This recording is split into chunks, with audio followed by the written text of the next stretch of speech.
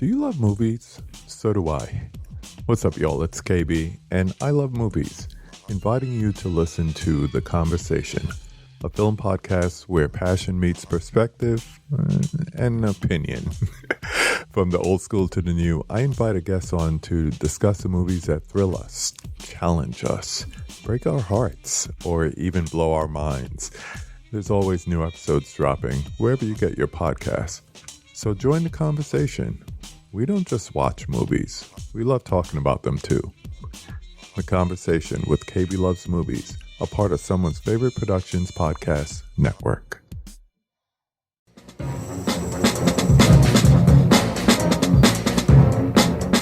Hello, this is Aaron West. I am the author of the A24 New Wave. In this book, I look at A24's output and I make the argument that we are in a new wave movement right now. A24 plays a major role.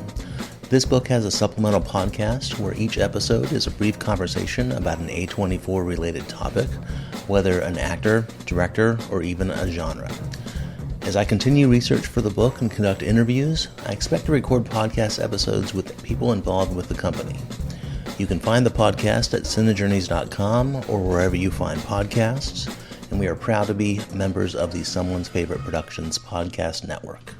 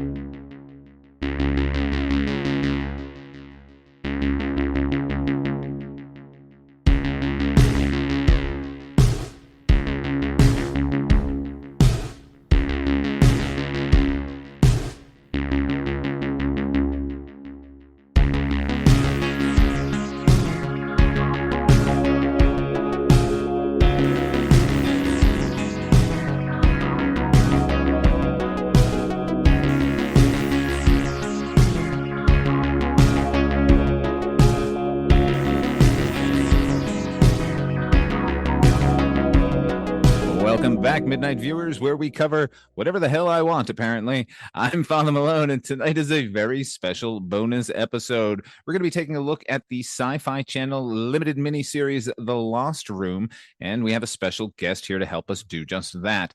Chances are, if you've been a fan of paranormal horror television, then you have no doubt sampled this man's wares. He started his writing career with the end of decent Steven Seagal flicks. That was Under Siege 2 Dark Territory, and he managed to make Chapstick a horrifying notion in the Mothman Prophecies. In the intervening years, he has been a writer and or producer on some of the best television of the past quarter century. He could mic drop with his involvement with Season 1 of Eric Kripke's endlessly running series Supernatural alone. But wait, there's more. He's lent his unique voice to The Dead Zone, The Gates. He created that one, too.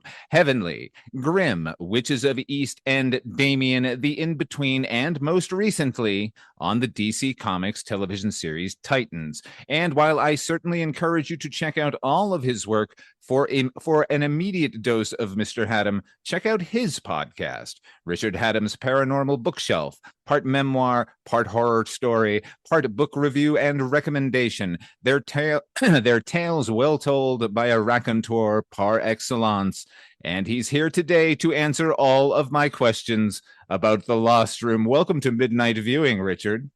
Thank you so much, Father Malone. I'm so happy to be here, and that was a lovely introduction. I appreciate it. My pleasure entirely. Before we get to the magnificence that was The Lost Room, tell us how you got there. What got you involved in the writing game? What were the steps for you, sir? Well, I had just left Supernatural in season 1, and it was January. Well, what was it? Maybe it was a little later. Maybe it was more like March of 2006. And this came through my agent. I was sent a script, as I often am. And in this case, I was told they're looking for an executive producer. This is a sci-fi miniseries. We don't know, usually those things go 3 nights. But just read the script and see if you like it, and we'll kind of go from there. So, as I had done a million times before, I started reading the script and something different happened. And I've said this before, and it delights me to say it. I don't like anything. I don't like anything that I read. I can almost say I've never read anything that has been submitted to me to either rewrite or deal with on some level that I have said, "Oh my God, I love this." But with this thing, which at the time was called Motel Man, that was the script that I read. It was called Motel Man. And I'm like, okay, well, that just sounds goofy and great. Reading it. Yeah. And bit by bit, I became more and more involved. And then there was this scene. You've watched the miniseries, so you know what I'm referring to. Multiple times. We'll get into it for our Okay. listeners, please. Well, let me just say that whether you've seen it, whether you haven't seen it, the sequence in the hospital where he meets Wally, and then the scene right after that where they're talking in the diner, the top of my head came off. I'm like, this is the greatest thing I've ever read. I've never, ever, even things I've seen, I'm not the kind of guy who's like, I wish I wrote that. Lost Room, I wish I'd written it. Now you get scared because you get to a point and you're 30 pages in, 40 pages in, and you're like, wait a second, this is the greatest thing ever. Then you get scared because you're like, okay, well, now it's got nowhere to go but down. It's gonna fumble it. It's gonna fumble the concept. Something is gonna go off the rails. Otherwise, I wouldn't have this. And by the way, let me be clear, they weren't showing it to me to be rewritten. It was like, hey, this has been chosen. Lionsgate is producing for the Sci-Fi Channel. They're going. They want this. So I'm like, oh boy, oh boy. And Now, then it got better. space. Go ahead. They're not asking you for a rewrite. What are they asking you for? They've trust you. Obviously, you've had this experience on Supernatural, which is a fucking amazing television series. I think even by season one, people could have figured that out, right? Are they hoping that this goes to series and you become a writer on that show? Well, at this point, all they need is an experienced television showrunner. So at this point, I had created and co-ran Miracles, which was my show. And then I had worked on, wow, True Calling, The Inside, Supernatural. So I'd done various things, but they were like, and by the way, I was not the first person on their list. In the ensuing years, I've met two other people who got that script before me and were like, I don't get it, and said no. And I know, and one of them was like a guy I sort of knew. And I'm like, really? And he's like, yeah, but I mean, I thought it was kind of weird, but it came out great. And I'm like, how do you not? This is the best thing ever. Like this doesn't With all exist. deference to your friends, they sound like morons. You know, people say this particular phrase a lot in marketing and such, fiercely original, enough that it's kind of become meaningless when you actually apply it in its truest state. We're talking about the Lost Room. Right. It is staggeringly original. Well, and if look, this would be a very different interview if it had become the success it deserved to become. If it had become Lost, or whatever, pick your show that came out of nowhere and became a part of the cultural conversation, as this should have, I would be a genius for saying, yeah, and I was the first one to go, wait, this is great. But it doesn't matter because it's still great. And any one of your listeners can literally have the best weekend of their lives with 6 hours of something you've never heard of, a cast out of heaven, and a story in which a world is created that's our world, and a mythology is created that's made up of things in our world, and it just gets deeper and more layered and more interesting. And it's one of those wonderful shows. I was just rewatching it this afternoon. It's one of those wonderful things that just it doesn't happen. I wanted to say it doesn't happen nowadays. It doesn't happen ever. Ever. Where you're watching a show that starts teaching you its own rules, And then you start playing along. And pretty soon you're like, oh, right. But if that's the rule, then this is going to happen. And then we see that situation play out. Or, oh, wait a second, they said this, which means that's not going to work. Oh, but they thought of that. So you're interacting with the show as it's happening, and it's so fun. It was a blast from beginning to end. A show that, as you said, it's an investigation. We've got a detective at the heart of it, and he is investigating this key that he's found at the beginning of the series, which Right. opens a door that leads to a room that was involved in an event. Now, as the show progresses, the thing is, it is an investigation, but it's not necessarily about the objects or the room. I mean, it becomes about him and his daughter, which is kind of the wonderful backbone to the entire thing. The thing is, you mentioned like the rules of the show as it examines as it sort of lays them out. It lays them out so elegantly and so economically and so visually. It's like, here's the object, and then we see what that does and go, oh, okay. So another thing from that room does that. Oh, okay. And as you said, they really do think of everything. It's endless, the applications of these items. And I wish, and if I had half a brain, we could have arranged for Chris Leone to be on this too. And maybe at a later date, you can talk to him because he's fantastic.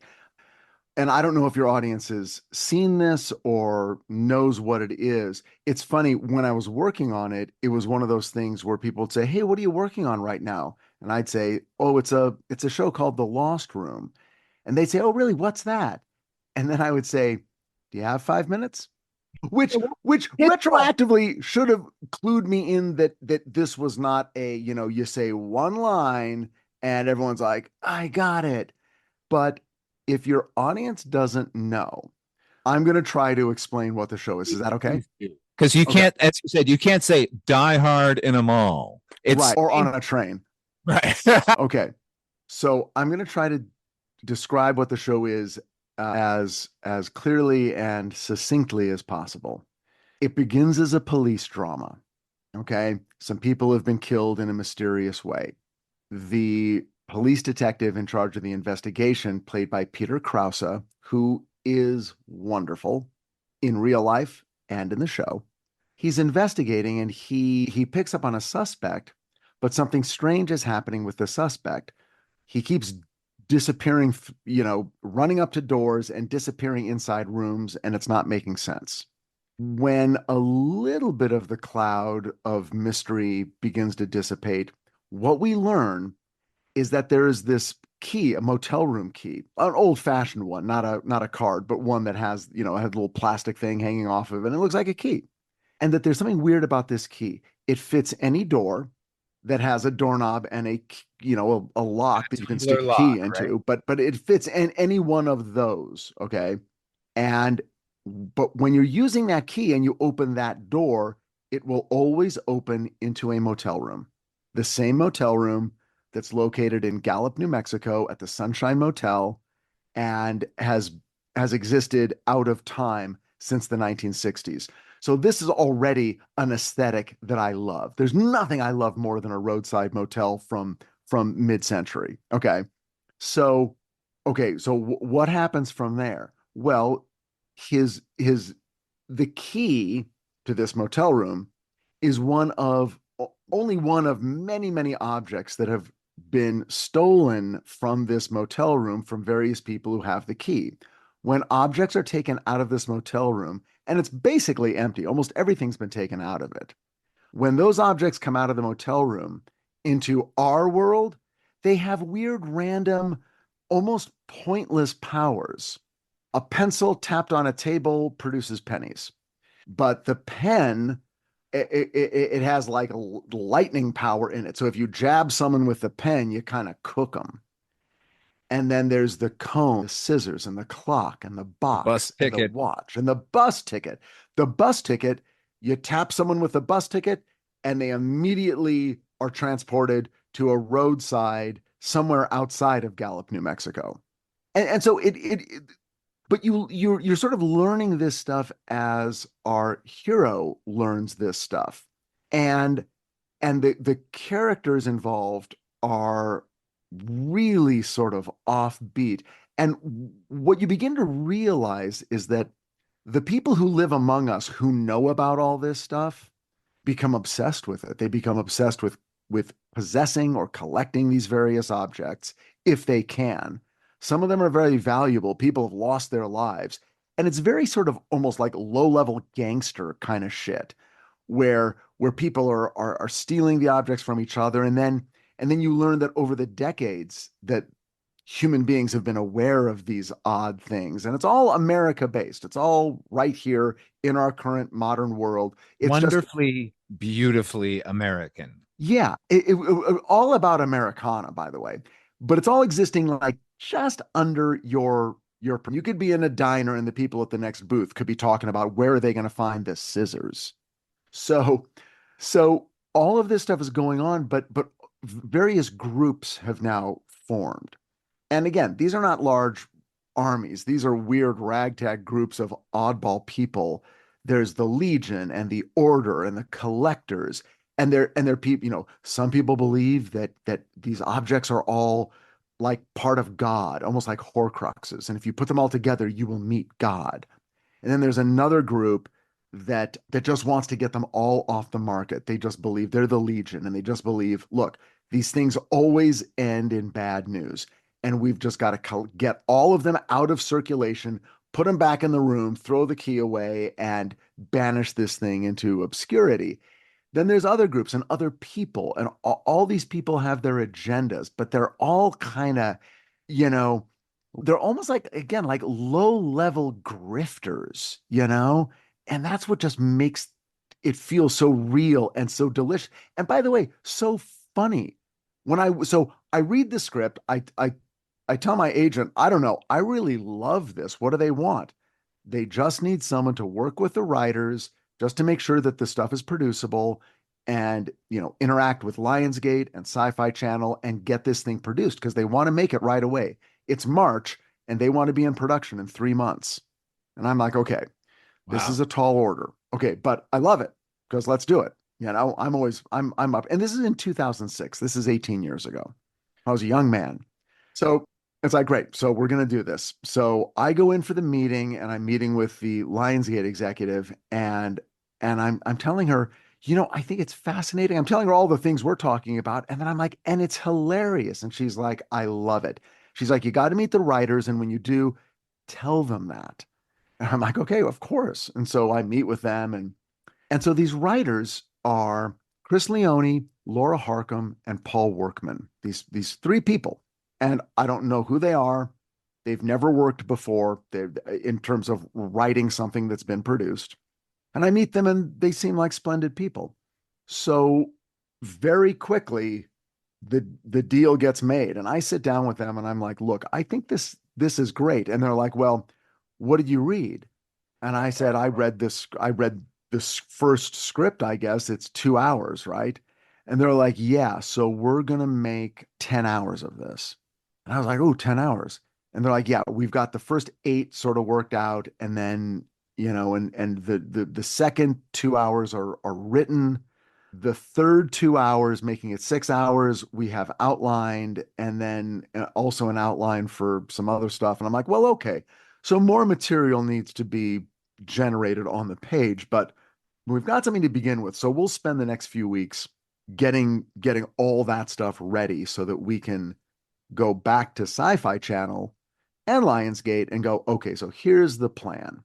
And early on, I think Sci-Fi said, we don't need 10 hours. 8 Okay. hours would be great. And I'm like, great. So we mapped out our 8 hours. They were very familiar with the first chunk, but we had to sort of go into the studio and the network and say, okay, so here's the rest of it, and here's how it ends. And it was pitched, and they loved it, and we were on our way. So, which was fortunate again because they were moving very, very quickly. So let me tell you about Chris and Paul and Laura. Please. Okay. Because I had questions. I'm like, wow, what is this? Like, what is this based on something? Like, is this a graphic novel or something? And they're like, no, it's just this thing we came up with.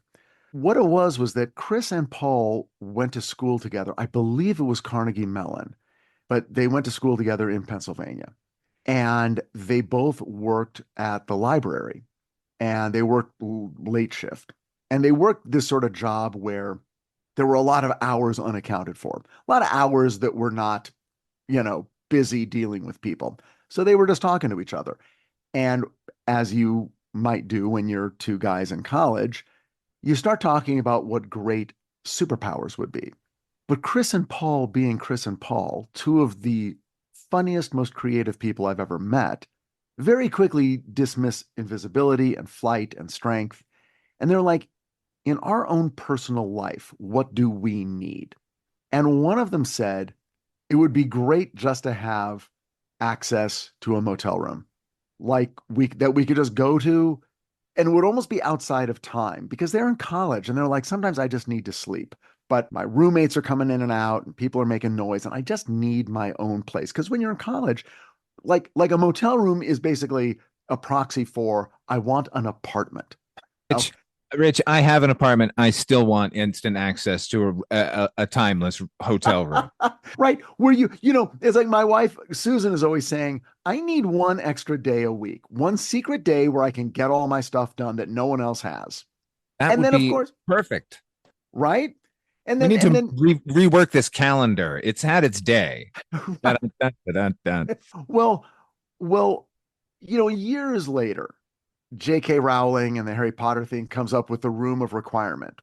And it's like, yeah, that's great, but these guys came up with it first.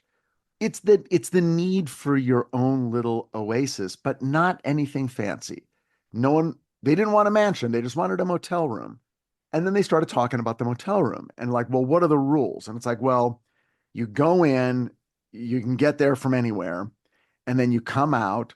And there was probably a time travel aspect to it, when they were talking about it, but they just continued talking about it. And just for their own self-entertainment, they began building the mythology of the motel room and building the rules. And well, can you like put all your stuff there? And it's like, well, no. Anything you put there, once you leave, it's gone. And when you come in, it's like a real motel room. It's like we all have the feeling of walking into a motel room and it's been fixed up, right? It You're is. walking, It is the perfect motel room.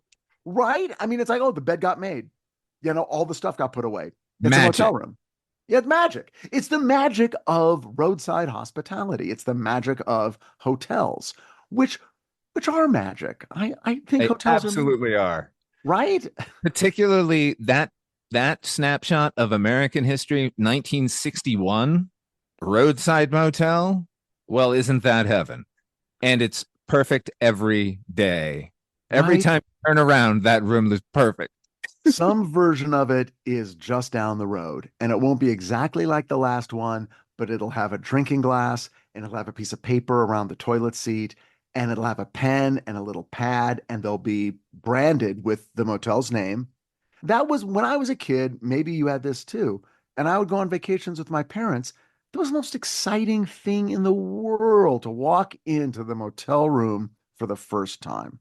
I spent about a decade as an airbrush artist with my wife on the road, and it was magic every single time. Like I never tired of opening a door to a new hotel room and it being perfect no matter where we were, and coming back after a long day and suddenly everything has resorted to how we wanted it to be, how we expected it to be. Yeah. Yeah. And it's clean. You didn't have to clean it. I left shit on the floor. Where'd it go? I don't know. I don't care. And you can collect stuff. My brother and I would collect things, or my parents would take us to Las Vegas and we would have all these door signs that were branded from the Flamingo or the Caesar's Palace, the little soaps, the ashtrays that you Hmm. could just take. It was friggin' magic. So everything about this show plugs into that era of Americana where your imagination was fed by what are the different individual motels that you've never heard of. They're not all Comfort Inns, they're not all Motel 6, they're not all Radissons. They're, they're crazy. They're just the, A lumberjack. the lumberjack, the crazy lantern, the, sleepaway, whatever. I mean, just there were a million of them. Anyway, that was part of our childhood. And these guys are younger than me, but it was still part of their their cultural imagination. So they talked about this.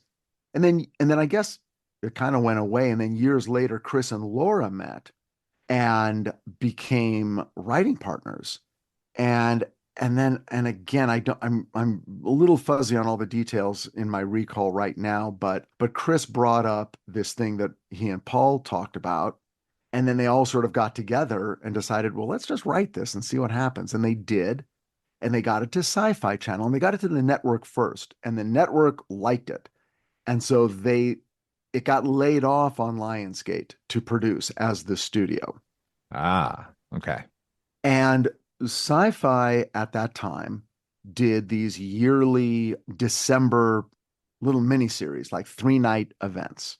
And they had done The Triangle, which was all about the Bermuda Triangle. I remember that. They'd done a few of them, and then they had decided this was going to be the miniseries for December 2006. Now we're in March of 2006.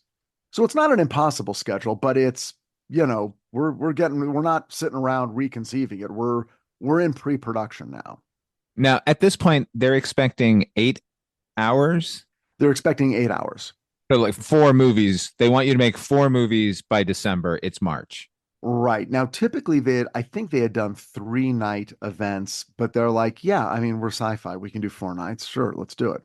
So we pitched them 4 nights. We've got scripts for the first 2 nights, and then we're going to outline and generate the scripts for the rest. And great.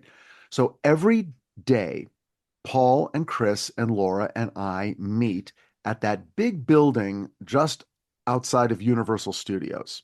So if you're going into Universal Studios off Lankershim and you're driving up that big street that goes up, Oh, yeah. right?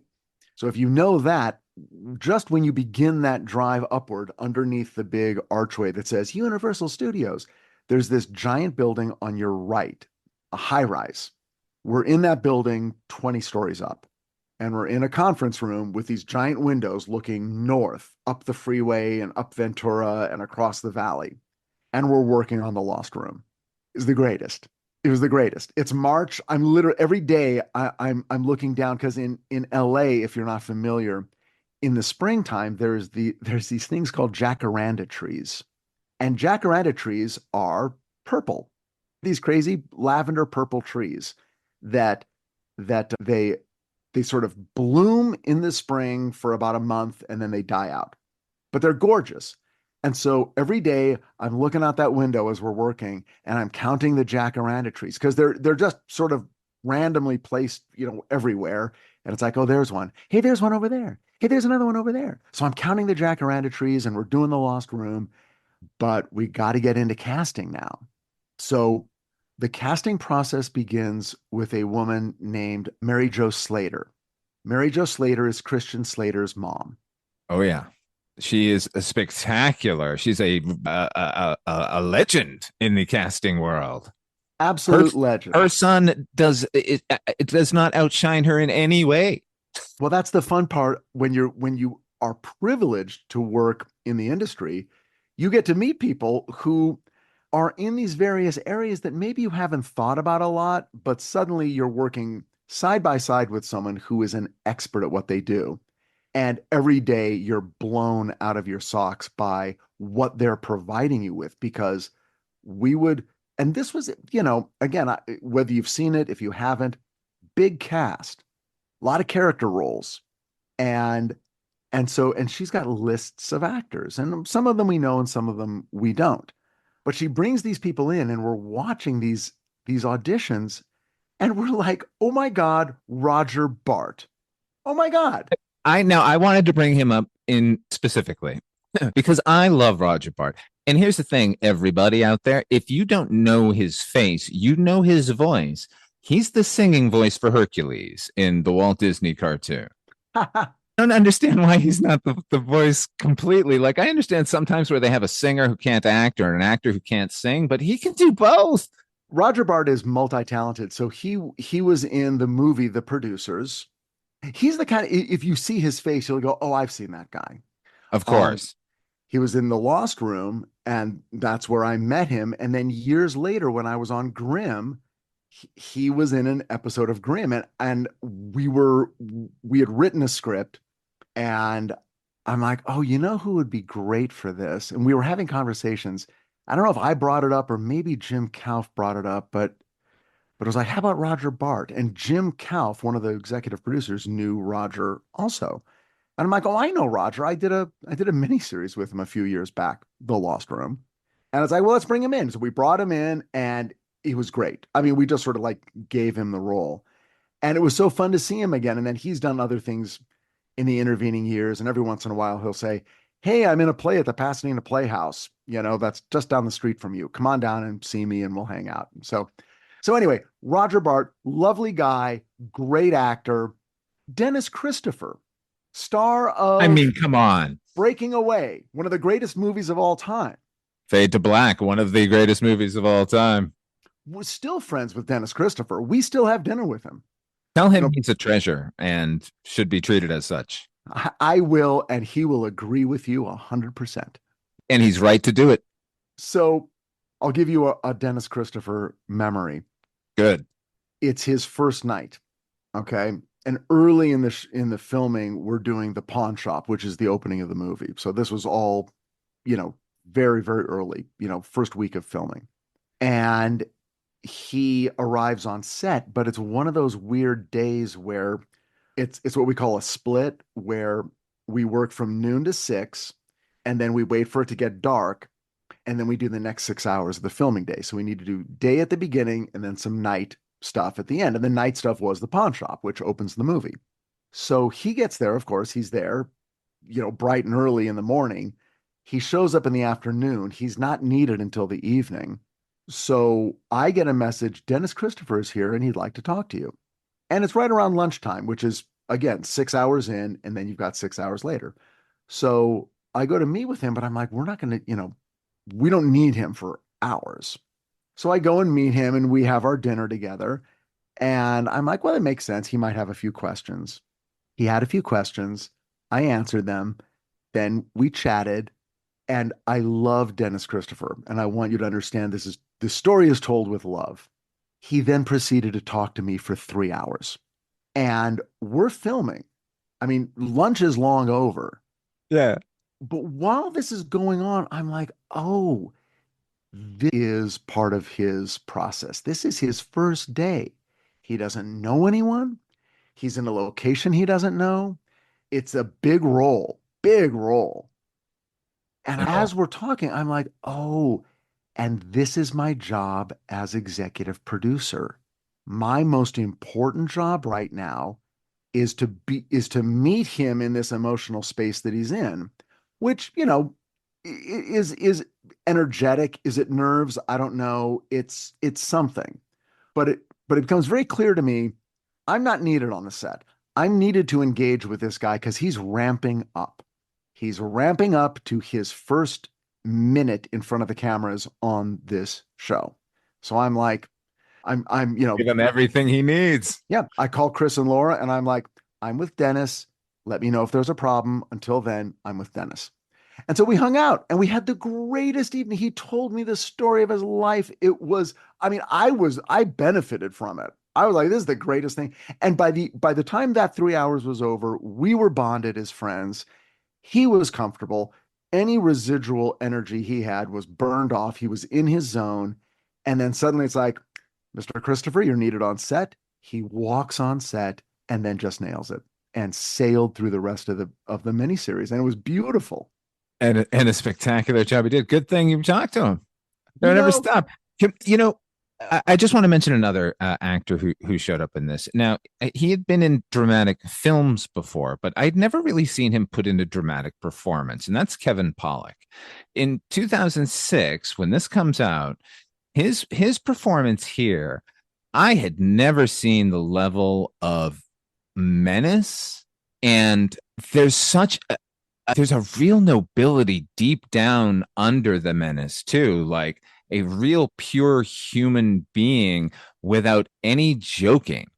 I'd Yeah. never seen Kevin Pollak do a performance where there wasn't a joke just way. And it's not like he's not funny, and the situations he's in aren't funny, but this isn't a comic performance from him at all, and it sings. Yeah, no, there's five other roles. Peter Jacobson as Wally. There's other roles that are more centered in comedy.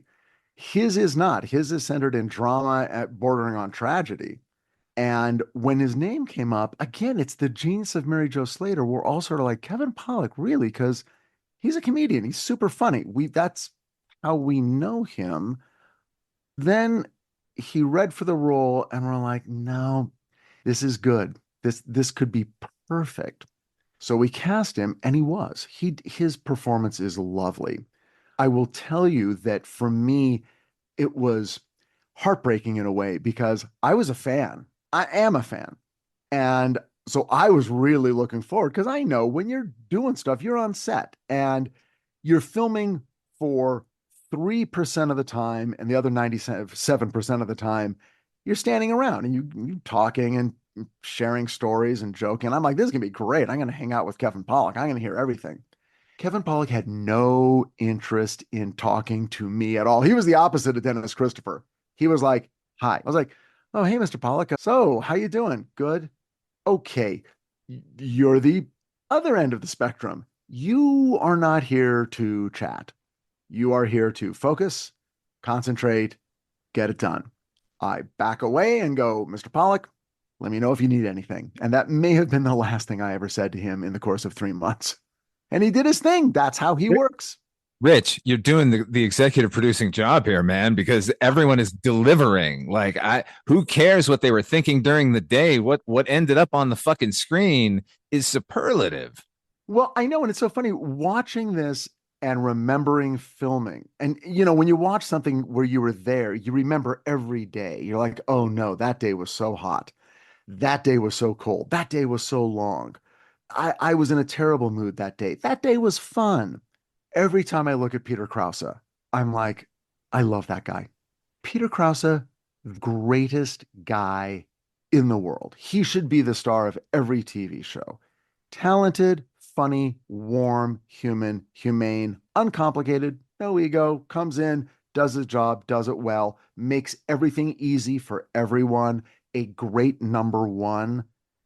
Mostly what I remember of him is just joking around and being in that hospital. Okay, quick story. The hospital where he meets Wally, that was all night shoots. So we were blasting light in those windows. I mean, on giant cranes, because it was a real location in Santa Fe. It was a real hospital, and it was really haunted. Like, no joke, legitimately haunted. It's written up. Like I had guidebooks, haunted New Mexico that talked about this hospital. I know it's hard to believe, right? Richard Hatem's paranormal bookshelf, but there it was. And as soon as we get there, I'm telling everyone, I'm like, this place is haunted, right? And they're like, oh, I know. The locals were telling us, they're like, are you really filming in there at night? You sure you want to do that? So upstairs, we're joking around. Peter's joking around. We're all having a good time. But then hours later, middle of the night, we hear, oh, it's no joke. The grips, the electric grips, they had to go into the basement to tie in. In other words, there's always a central point of power on every set where you're drawing all your power for lights and cameras and everything you're doing. And so there are these enormous generators and there are electricians who are professional electricians that are on your crew at all times to make sure this stuff is safe and that it works, because without electricity, you're screwed. So it's like, I don't deal with it a lot. It's just a thing that always happens. These are the guys hauling cable at 5 a.m. Okay. Not the typically jumpy type. No, these are friggin' tough guys. Now they had to go down, and they've done a million places. They had to go down into the basement, and then we start hearing, oh, they're never going down there. And I'm like, what? It's like they went down there, they tied in, but a couple of them aren't going back down there because they heard children laughing. And I'm like, you're kidding. You're fucking with me. Because I just sort of assumed, I assumed that it had gone through Peter to a PA to a second AD to then it's all going to come back to me, the idiot. It's like, oh my God, no, we told him it's really happening. That was not the case. And there were people who experienced stuff, and that place was active. Now, I will tell you, it's no longer a hospital. It has been totally remodeled into a hotel. Wonderful. It's Room 10. it's the Drury Inn, and it's right off the plaza in Santa Fe, New Mexico. So I'm just waiting to hear if more people have had experiences. I'm totally going to stay there. Speaking of amazing casting, Juliana Margulies, like Right? everywhere you turn, this cast is just like, yeah, I'm also fucking fantastic. Well, we couldn't believe the people we were getting, and Mary Jo kept saying, "You're undervaluing your own work. Actors don't care about anything but the material. They don't care about the director. You think they do, they don't. They don't care about where it's being filmed. They don't even care how much they're getting paid. They care about the material, and if they respond to the material, they want to do it, and they'll do it." And we kept getting amazing person after amazing person, top choice after top choice after top choice. And she's like, it's because of the script. They love it. And we're like, okay, we'll believe it. That's great. And then on a certain level, we're like, we would go back into our conference room and go, you know what? It makes sense because these are not roles that anyone gets offered. These are not, it's not the normal, oh, I'm the hero cop. I'm the, beautiful. It's like, these are weird, quirky, but well-written, realistic characters. Like, you're not going to get to play this stuff every week. This is once, maybe twice in a lifetime kind of material. And we had people begging. I had agents calling me. This never happened. Certainly never on anything I've written, that were begging. It's like, please, please, my client loves this. I just want you to know. And the number of people we had to say, hey, obviously I'm sorry, the role's been cast, or we're going with someone else. So that was really wonderful. And that was a sheer gift of the scripts. I mean, I'm just going to wax rhapsodic about that concept in the script. And it only makes sense that everyone would want to be involved with it. Like, it's okay. The fact that it's in Gallup, New Mexico in 1961, it automatically sort of connotates nuclear possibilities, Right. or just any number of government frou-for-all going on at that time. Like, because here's the thing, everybody, an event took place in that room in 1961 that fractured time space, I guess, making this room some sort of central nexus, some link between our world and some others, and all of these objects are now sort of magically possessed because of it. And here's the thing, so clearly the series was just going to continue along. We were never going to find out what that event was, right? No, because that's saving not that important. to the last. Yeah. Now here's the thing, Rich. I'm sure our listeners would like to know, when people sit down to write a mystery series, did you guys know where you were going? Well, I didn't know where they were going because I was not there Did when they wrote it. know? I don't know that they did. I think their rule there's a very simple central set of motivational stakes for our hero, which is his daughter went into the room and then the door got closed, and when he reopened it, she was gone. So she is now lost somewhere. So he has no choice but to delve into the mythology of the room and to try to learn everything he can about the room. And he's learning from all of these sort of untrustworthy, kind of street level characters who know a little bit, or there's a rumor about this or that, and they're all in different groups and they're all against each other and they all want something. And he's got to sort of, by dealing with them in a very smart and canny and sort of heroic way, he's got to try to piece together who's telling the truth, who's lying, and who ultimately has the answer that will allow him to get his daughter back. Once his daughter is back, he doesn't care about the key, the motel room, the objects, anything. He just wants his daughter back. But to get her back, he has to go into this hidden world, this hidden economy of objects, and meet all these weird people, all of whom want to kill him because he has the key. He's the motel man. So holding on to that. Now, there were moments I'm like, I'm so blown away. It's like I mean, I hesitate, I hesitate to even say it because if you haven't seen it, I don't want to ruin anything. All I'm going to say is there are moments, and this is the greatest experience you can have as an audience. There are moments when something surprising happens, and then 1 second later you go, "Oh, of course," because that's the rule. And they told us, they just told us, "Oh, that is so smart."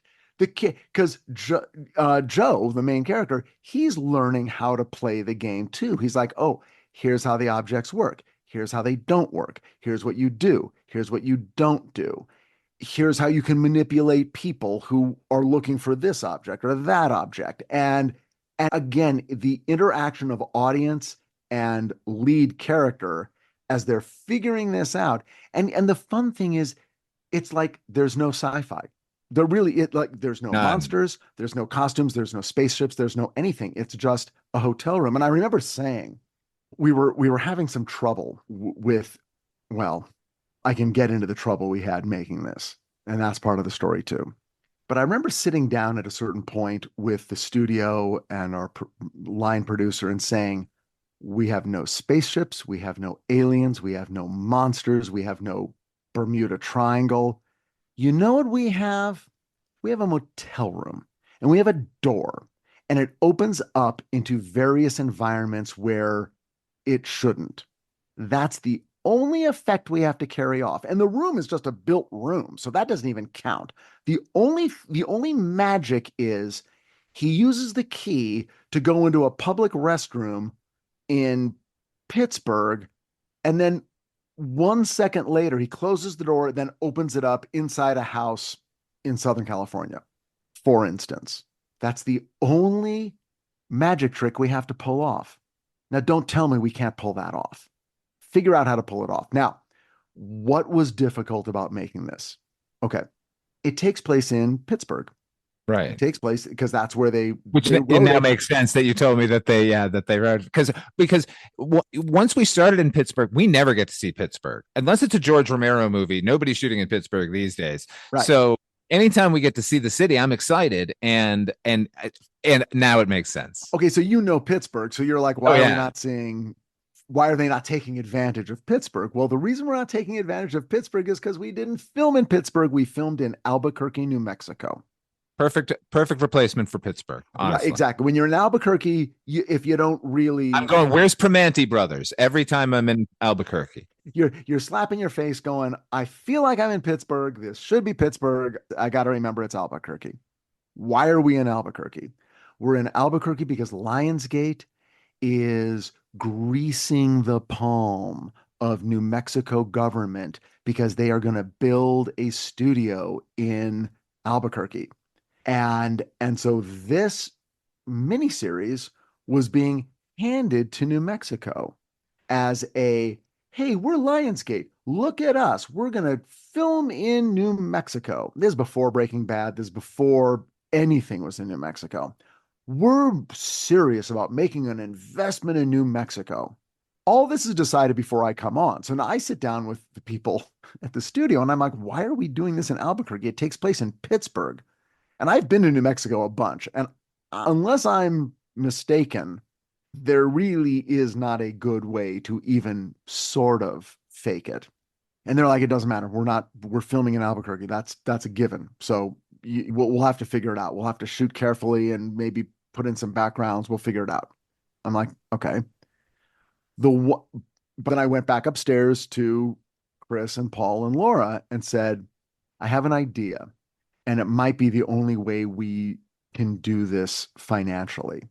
The motel that you guys have on a highway in the hills of Pennsylvania, I pitched something. Let's put it in New Mexico because that's where we're filming. It's so much better. And I'm like, let's make it. I mean, the Southwest has Route 66. There's a tradition of these kitschy motels. It doesn't change the story at all. It doesn't change a single scene. It just changes set deck and some production design. So let's do that. And let's have the bus tickets send them to Gallup, New Mexico. So that because we'll be right there. And not every single scene will be an insurmountable hill. And let me tell you something about producing stuff. Nothing is more frustrating and infuriating than spending money to do something that is not impressive. So when you're in Albuquerque and you're spending time and money and blood, sweat, and tears to convince somebody that they're looking at a street in Pittsburgh, you're like, this is not helping us. This is just, we're spending money on something that's not going to impress anyone. It is a production burden that does not result in creative joy. We're just stuck. And so now we're all this money that we could be spending on a lot of other stuff, we're spending on license plate replacement Right. and oh, we're gonna get our art director to reskin a building to make it look more like a deli or something in Pittsburgh than a boba coffee shop that got built in 1902 on a street corner in Albuquerque. And it's like, you know, this is not where we should be spending our money, but we don't have a choice because guess what? We were told we're filming in Albuquerque. So I guess we're filming in Albuquerque. And every problem that came along with that was now our problem and came out of our budget and came and reduced all the cool stuff that we wanted to do. Because like, well, we can't because we have to spend that money convincing you that a street corner is actually in Pittsburgh. So that was very Does it, frustrating. Richard, does it make you feel better that I believed you shot in Pittsburgh? Yes, makes me feel way better. I mean, obviously there was an establishing shot, but when you guys were on the street there, I thought you were on the East Coast. The fact that you just said you filmed in entirely in New Mexico staggered me a little bit. So, Yeah, literally, we never filmed anywhere. We were in Albuquerque, so Santa Fe. it sucks That that was they it. made you do it, but you guys did it. Yeah, we did it. Yeah, and it. I mean, oh my God, Kreutzfeld's mansion. It would have saved us so much money. And we searched everywhere in New Mexico for a house whose interior looked like it could conceivably be New England, East Coast, Pittsburgh, old Pennsylvania, something. We went everywhere. We found nothing. And literally, we were getting to a point. Craig Baxley, the director of the first 2 hours and the final 2 hours, and our producer, Paul Kurta, I remember just sitting in a diner on a location scout, and I was just spiraling because I'm like, I can't go back to LA and tell Chris and Paul and Laura that we were going to have to make another compromise for this show. I can't do it. I don't know what we're going to do. And we're sitting there's this big table and there's 10 of us and all the people who are and I'm sitting at one end of the table and Craig Baxley's at the other. And I'm like, we're never going to get it. We're just never going to get it. And I see Craig Baxley writing something down and then he tears off a part of his paper placemat and he folds it up and he hands it. And I see the note being passed all the way down to the table, all the way down to me. And I open up the little piece of paper and it says, don't worry. I promise you, we're going to get this. But he didn't say how. 3 days later, there's a big meeting. And in that meeting, Craig Baxley's like, we got to build it. Sorry, I know it's not on anyone's budget, but it's important.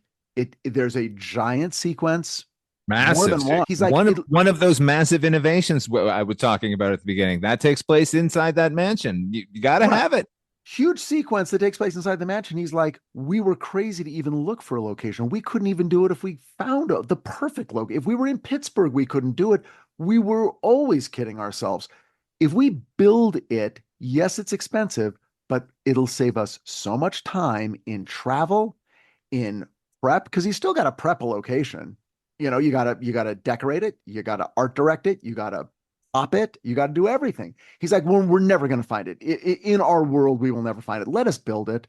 Let us build it to exactly our specifications, and I promise you, we'll shoot it out in 2 days. And they listen to that logic. And I'm like, oh, that is right. That is correct. We got to build it. It's like, sorry, guys, you're the studio. You're the ones who stuck us in Albuquerque. Fucking build us our set. And they had to, but boy, did they hate it. And I will tell you, the whole summer of 2006, I was just like, God, Lionsgate is the worst. They're the cheapest, most miserly studio in the world. And I was certain of it until I worked with every other studio. And then I realized, oh, no, that's just, That's everybody, baby. that's it. That's the job. Get your So, hand out of my pocket. yeah. Yeah. So, yeah. So Albuquerque Orama, that's what it was. Rich, what was the event? Oh, you're chewing. He's chewing, everybody. He's going to tell me what the event is that was driving the series. I'm trying. My dinner is the olives in my martini glass. Okay. I don't know. What do you think it was? Which cabal were you siding with? Okay, I'll answer you. Here is my personal answer. I don't know what the event is. Doesn't matter what the event is. Okay, that's just there was a storm. Okay, now this is the movie that about what a town that's been ravaged by a storm. That's it. We don't need to know. We don't need any more than that. What was interesting to me, what was interesting to Laura and Chris and Paul, and what the show would have become about was the people and these little hidden groups that are fighting for control of these objects and how far will they go. And that's it. And that's all this was. And, I told the writers, I said, no matter what happens, this is yours. You will get credit for this because I'd been through credit threats in my career. And one of the first things I told them was, if you it literally, if the studio comes down and puts a gun to our heads and says, I don't care what you guys say, Richard is rewriting all of this. I said, I don't care if I rewrite every single word of this. I will never ask for credit. I am executive producer, you are the writers, and that'll never change. So don't even harbor that as a fear in the back of your mind 6 months. It's never going to happen. Now, add to that, while we were filming, I took a shot at writing a chunk of an episode that needed to get done and completely shit the bed. I mean, was unable to match their tone, unable to match their voice, unable to match their events, and my work was correctly thrown out. And then they came in when when they got a breath and were able to pick up and then write those scenes in their voice, in their way, which was a million times better. So that was the genius of them. What the event was, who knows? How people react to those things, that's what we cared about. I added one line. The one line I added to the entire 6 hours was Juliana Margulies saying to Joe, Joe Miller, detective. Joe Miller, yeah. They're talking about the objects. She's explaining that they just collect them up from people and want to get rid of them. And she says, since the key came into your life, has your life gotten better or worse? And we cut to him, and he doesn't even have to answer it. We've seen it. It's gotten worse. And that, to me, was telling the audience, this is not about, oh, we're all having fun here. This is wish fulfillment, and we're going to fly through the air. This is cursed objects. This is the monkey's paw. You think you know how to use it. You do not know how to use it. And it was a way to, in a very succinct way, tell the audience what the theme of the show was. And it was already there, and it just came out of conversations. But I'm like, let's have a character say it so that we're clear that this is not just avarice, that she's coming from a place of, I don't love these objects. I actually have seen them ruin people's lives, and I think they should be banished from the face of the earth. And I'm like, to me, that's fascinating because the audience is programmed to think it's wish fulfillment. And it is, because in your own mind, you're like, well, if I had that, I think I could come up with something to do with it. But the show does such a good job of going, no matter what you think you're going to do with it, it ain't going to work out the way you planned. Yeah, it's a wonderful sort of fetishization and condemnation of materialism because they're both valid. Like those objects on their own are so beautiful and so tied to the sort of like Americana motel kind of idea of freedom and America. And then they have these powers that are sometimes ridiculous and sometimes profound. really should be in the hands of none of you, none of us. Exactly. Here's the Oh, thing. I love gadgets, Rich. I love little things that do nothing and do something. Don't so you? totally. And we were talking about the whole era of Americana and the romance of the roadside motel. So imagine if you're the prop master on the Lost Room. It was magic.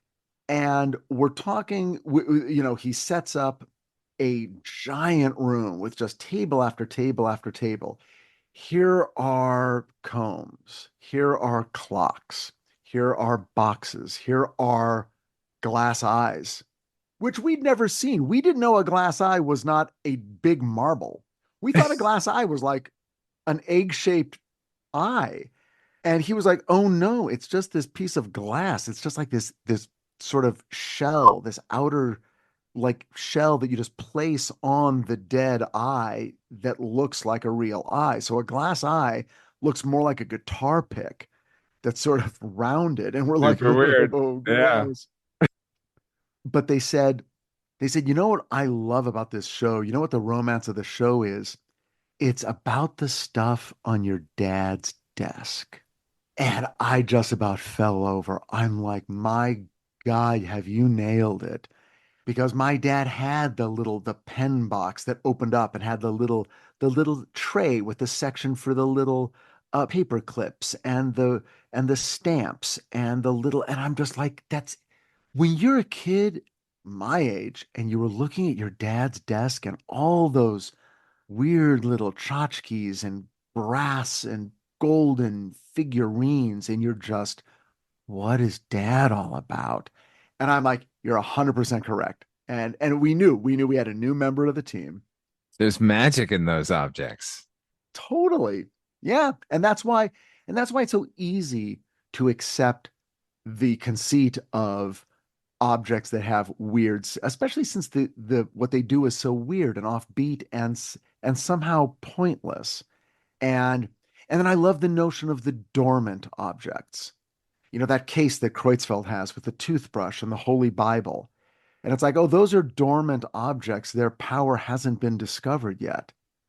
So now it's a whole new level. You're like, oh, right, sure. Like the watch, if you set an egg, if you just the watch just sits on your desk with the watch band, and if you set an egg in the middle of it, it cooks the egg. And they make a joke. It's like, how did they discover that? And I have no idea. But then later you realize, oh, they're the toothbrush. It's been decades. We still don't know what it does. It could do anything. It could do something wonderful. It could do nothing, but we don't know. Wow. It's yeah, it's so tantalizing. Like everywhere you turn, like in this show, I mean, it's just how many hours, Rich, but it's so potent. It is so packed with ideas and good filmmaking and great writing and great performances. Like, I do not understand why this didn't become a huge fucking deal. Please tell me why, because you were there, you watched them do it. I think it has to do with the fact that it took a minute to understand what the concept was. And so from the get-go, people were a little unclear what they were getting. And I think that affected viewers in a particular way. The people, and it's the fucking, 90% of everything I've ever done that I've cared about are these things where it's like, well, I could describe it to you, but you should just watch it. Mothman Prophecies, it's like, well, yes, it's scary. No, there's no monster. Yes, it's good. No, there's no fight. I don't know what to tell you. Just watch it. And then people watch it and they either like it or they don't. But the people who like it, the ones who get it, get it. My show Miracles, people who get it. Same thing with the Gates, same thing with this. It's very hard to just go, oh, it's, ER meets 24 or something. It's like, okay, whatever. It's like, no, you have to watch it. It's an actual creation. And this more than anything I've ever dealt with is something that it's like, trust me, carve out some time this weekend, get 6 hours to yourself where you've got nothing else to do, and you will not be the same person at the end of those 6 hours. part of your brain will open up, and forever you will never look at your own desk the same way ever again. Okay, so let me jump in here and explain if the listener has been listening carefully, I said that it was an 8-hour miniseries, and yet we know there's only 6 hours. So what happened? Okay, what happened was the budget. There was a certain budget, and a budget depends on time, and it also depends on, what is to be filmed in those 2 hours, to create those 2 hours, which of course takes 2, 3, 4 weeks. Okay. At a certain point, I went to Chris and Laura and Paul and said, we haven't really figured out the final 2 hours. And the third 2 hours are a wonderful sort of concept, but it's a bit of a narrative detour. What if we just made it 6 hours and we compressed everything? I think in 6 hours, it's much easier to make the money work. We could figure this out. And I think it would take a lot of pressure off the studio time-wise, because we're up against a December date and we have post-production and things to do. And another 2 hours, I mean, that's weeks of post-production. What if we just go to them and say, what if we could do our story in 6 hours, 3 nights, the way you usually do? I think they'll go for it. And I think it could take a lot of pressure off us. We have a big meeting, and literally this is the weekend we're all showing up in New Mexico. We're way into it. And we still haven't figured out the budget, and they're hammering us. And we finally sat down with them and said, would it work if we just did the whole thing in 6 hours?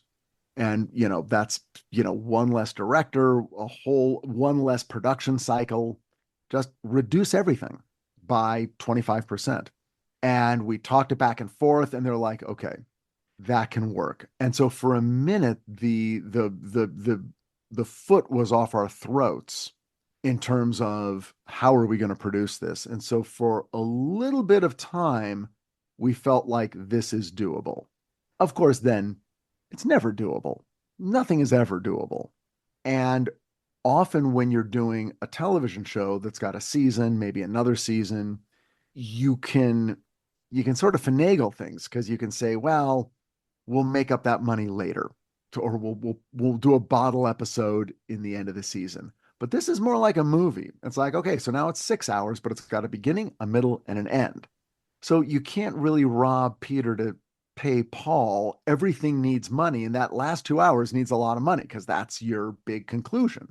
So, and these aren't traditional episodes. It's sort of a 6-hour story. So within a few weeks, we began to realize, oh, we're heading into all the same money problems we ever had. And every day there's a new money problem. And because the novelty of the show required that every hour introduce us to a new aspect of the mythology. So we're going to go to a new location with a new cast member, new sets. We're never repeating anything. Like TV depends on half of the scenes will be shot in the hospital where they all work, or in the police station. If we ever need to, we can just move that scene. I know it's supposed to be in a restaurant and he's going to propose at the fancy restaurant. Why doesn't he just propose in the break room at the police station that we own and we've already paid for and decorated, and we've got all the camera angles worked out, and we can shoot it in an hour rather than spending 3/4 of a day in a restaurant that we have to pay for? The only repeating set we have is the motel room. And so then they kept saying, well, can you put it in the motel room? We're like, no, we can't put it in the motel room. So it became Can't they just get the Raiders can't they get the Lost Ark in scene 3? Yeah, just isn't that? Do they have to go to Egypt? And of course, you're sitting here going, you knew this when you bought it, but they never copped to that. And of course they knew it, but they're like, well, we don't care. That's going to be someone else's problem. Meet someone else. He's on the podcast right now. And then of course, Chris and Paul and Laura keep looking at me like, you're the executive producer. Just tell them what to do. And I'm like, oh my God, you guys, I know that's what you think an executive producer is, because when you see Aaron Sorkin or David Kelly or Stephen Bochco or Joss Whedon, that's what they are. But that's not what I am. I'm the guy who's getting punched from all directions. And I'm trying to protect them as much as possible, although that was not possible at all times. They were dealing with production problems all the time. By the way, they were great, like smart, creative, and they weren't kids. These weren't 20-year-old people. They were full-grown adults with thoughts and ideas who were finally getting a chance to do their dream project. And they weren't being idiots. And they were on set making really good points and really good suggestions and really smart ideas in the moment. So so we had the benefit of their brains and the benefit of my brain. But I just got to tell you, man, there was this one night at the end of it was our last night of filming the second 2-hour block. And Paul Kurta and I, and you know, it's our final day. So, you know, they bring in some champagne and, you know, they bring in a cake and everyone sort of, you know, you do a little celebration because you want to keep everyone's spirits up. It took a month to do the first 2 hours, a month to do the second 2 hours, and it was going to be another month in Albuquerque to do the third 2 hours. That's a long time, and people are away from their families, and it's not New York and it's not LA.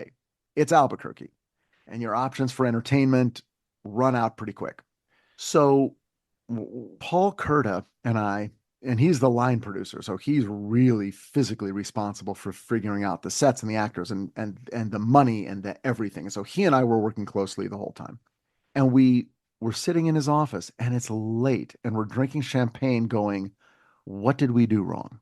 We're eating cake and drinking champagne and going, fucked. And everyone's mad at us. Did we fuck up? And I remember sitting there for over an hour as we went back and went, okay, now wait a second. The first problem was this, and so we had to do that. The next problem was this, so we did that. We solved this by doing that. We did this. The decision we made there was this. We retraced our steps. I've never done this before, by the way. I've never been so beaten down and so done. And we went through everything. That And we champagne and cake was the only option. champagne and cake, and we spent 2 hours. And at the end of it, we looked at each other and we went, if we had it to do over again, we would do everything exactly the same. We made the best decisions. We don't, there's not, there's no point in our journey where we're like, well, that's where we got off track. The minute we agreed to that, we fucked ourselves and blah, blah, blah. And we're like, no, we did it. We did everything right to the best of our professional abilities. And we're still the enemy of the studio and the network and are being looked at as criminals who are wasting their money. And I got to tell you, the production of it became crazily demoralizing because of the studio, primarily because of the studio.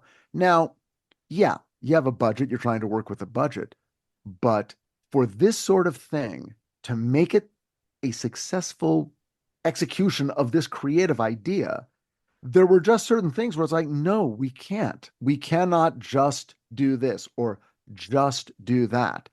With your other shows, maybe that works. It's not going to work here. And it got brutal. And it frankly never got better. And it ended, people were burned out and not in a good mood by the end of the filming. And it was too bad because we were all friends and we all enjoyed what we were doing. But at a certain point, it was like, this is difficult for the sake of being difficult. And I'm sorry, but it's like, if you're talking 50 grand, no, I'm not gonna do backflips to save the production 50 grand when that 50 grand is going to be on the screen making the product better. And they just didn't want to hear it. And then I was like, did they hire me because they thought I would just do whatever they said?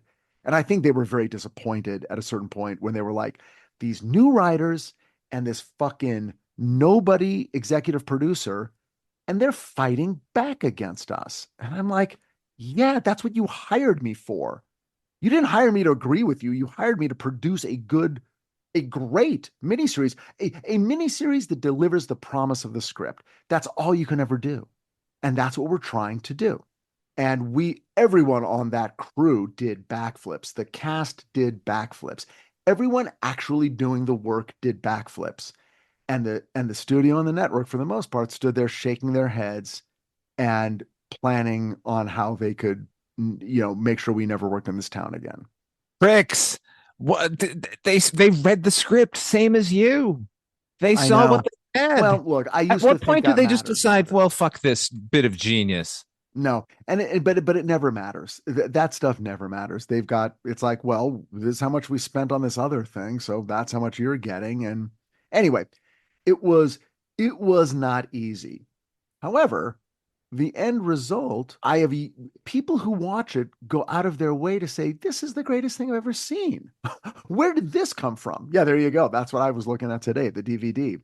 Folks, if you're out there, have some fun this weekend. Enjoy what we suffered through. Watch The Lost Room. Hey, don't put it like that. Listen, I know you went through some shit with this, man, but this is a fucking masterwork. I love this show. This is a complete story. It's a Like, complete story, and it could go on and on and on. it And could, doesn't need to, because as you said, the event does not matter. It's the way these people are reacting to it and trying to control it and trying to use it and trying to avoid it and trying to help us become better through it somehow. and and here's the thing. Chris and Paul and Laura, wildly talented, and Clearly.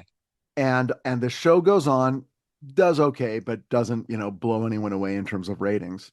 And now they're talking about making a series out of it, and then they decide not to. And then 3 months later, they announce Warehouse 13. And Chris and Laura are like, you've got to be kidding me. That's the Lost Room. It's just a warehouse Yeah, full of objects. Like, are you right. serious? I remember when that series came out and thinking that and thinking like I'm not going to be party to this. Well, and I know people who worked on that show. I know people who like that show. It's almost, and the people who did that show know nothing about the Lost Room. It's not like they went, hey, we're going to do this thing. It was a studio going, we want more of this, only we want it to be more genre. We actually don't like the fact that it takes place in our world and that it's fairly low key and more character driven. We want it to be the warehouse at the end of Raiders of the Lost Ark, and that's where a bunch of weird objects are. And by the way, that show came out great. People loved it. Well done, entertained millions, and more power to them. More power to creative people making creative stuff. But when you look at it from our point of view with the network, we're like, really? So there you go. Yeah, they kind of ended up making another Friday the 13th the series with Warehouse 13. You guys weren't Well, doing that. You guys had the same concept there, like got to get these objects back. There are 100 of them. Oh my God, that's a syndication number almost. But this show had so much to say. and it is funny because I only knew of Friday the 13th belatedly. When people were like, "Oh yeah, it's that show that's sort of like Friday the 13th." I'm like, "What are you talking?" I saw the movie Friday the 13th. Was there a show? And they're like, "Oh yeah," and then they described it. I'm like, "Oh okay, I get how you draw the connection. All right, Yeah, yeah. It's a good show. I love that show actually. yeah, I haven't seen it, but hey, I loved it when I was a kid. I mean, you watch it now, there are certain good episodes, but it's an anthology show. So basically, right." And it's a good way to do an anthology show. But in any event, we got the show made. I see Laura all the time, talk to her, lovely family. Chris, I see him. I had lunch with him a couple months ago. He's working as a director now, has a movie that is on the brink of getting distribution. So hopefully that's happening in the next month or so. And they all of them that they are appreciated and deserve more than they got. And I'm looking forward to everything they're going to do. Honestly, like this, yeah, this series is fucking crazily good. yeah. They should be proud of I would wake up proud of myself every fucking day that I had anything to do with this series. You should too, Richard. Well, I look at it and I remember the scenes and I'm like, oh yes, I remember this. And what I tend to remember are the you're reading the script the first time and just going, oh right, this is the scene where they do that and where this pays off and this pays off and this pays off. But when you look, I mean, listen, I will never get tired of Kevin Pollak's performance. I will never get tired of Juliana Margulies' presence and just the humanity she brings to every scene she's in. And we did not hang out. I mean, I chatted with her and she was great. The cast was great. We didn't have a problem with anyone. They showed up. They were happy to do it, happy to work. I made friends. I made the first AD, Jim Swartz. I'm friends with his entire family. His daughter was our assistant, and now she's grown up, gotten married, had a child, had a career. I mean, this is all 18 years ago. And I'm still friends with Jerem. I see Jerem weekly. So a lot of great things, and people who've worked in television a long time or in movies, they all have that same story. I made that friend during that shoot. I made that friend during that shoot. And I made a lot of friends during Lost Room, and it came up fast, and I read the script in March. It was on the air in December. It was, and boom, it happened, and then it was gone. And yet every time someone brings it up, they have a great memory. And when I watched it this afternoon, I'm only halfway through, and I'm going to go finish it. It's beautiful. I watched the entire series yesterday. As soon as we're done here, I'm going back again. It's that good. And I'm going to encourage everyone out there. You can find it. It's on the Roku channel for free right now. Oh, if you great. Good. Want to check it out, go check it out there. I'm sure Sci-Fi has some fucking version of it. You can get it on physical media. Get it on physical media. Don't trust these streamers. It's all going to go away eventually. I have my copy. When I found out we were going to be talking, Rich, I was so excited I was able to dust these DVDs off. Isn't it nice to have the DVDs? Oh my God, it's so wonderful. Yes, play all. And I'll just sit back and I'm not going to worry about my television requesting that requesting whether or not I'm awake. Yeah. Yeah, it is funny. I mean, watching it, I'm like, wow, this thing really was complex, because you'll be following the storyline, then they'll cut to another character and you're like, oh, right, that Dennis Christopher is in this. What's he doing? Oh, he's following. It really is a miniseries. It's like, oh, right. There's 4, 5, 6 different storylines that all connect up to the main one. They're all fun. They all have a great cast. And you're just like, how is this all going to come together? So, yeah. And it all invites flights of fancy. Every single character, every potential plot line. There is so much potential. Yeah. There still is. I know. Rich, so much for joining us here at Midnight Viewing and talking about Lost Room. We're going to have you back again, because guess what? I love the Gates too, man. Excellent. What a great Speaking of America. What a great comment on where we were right then. Yeah, Gates is a cool show. Gates is a cool show for sure. Yeah, I'll come back anytime, man. I love talking to you. Oh, and if people want to hear Richard Hatem's Paranormal Bookshelf, where that's on every podcatcher, just look for it there, correct? Anywhere you want to hear it, Apple Podcasts, Spotify, Good Pods. Check it out. We're into second season, so check out Richard Hatem's Paranormal Bookshelf. I think you'll enjoy it. You definitely will. I know I do. Thank you, everyone, for joining us once again here on Midnight Viewing. Once again, try to enjoy the daylight.